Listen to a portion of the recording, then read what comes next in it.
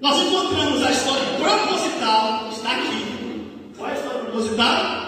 A história soberana de Deus. O Deus que rege a história.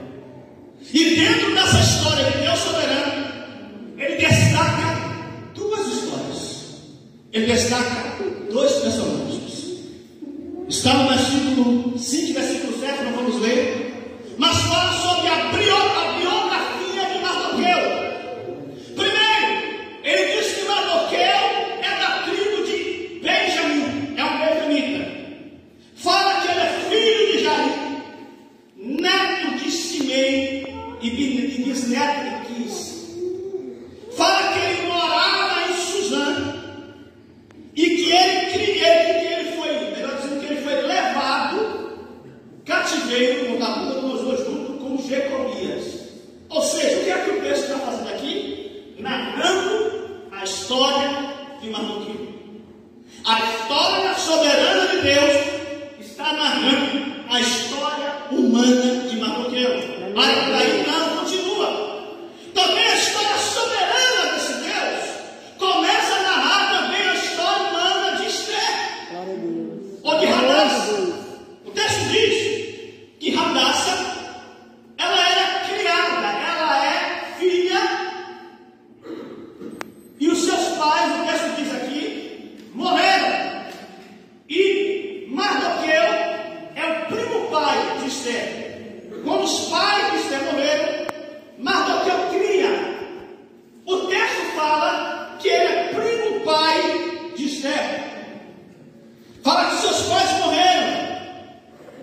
Fala que Esther era uma moça bela e bonita. O texto também fala acerca de Esther que quando seus pais morreram, Mardoqueu leva Esther para sua casa e cria ela como filha, com todo amor e com todo carinho.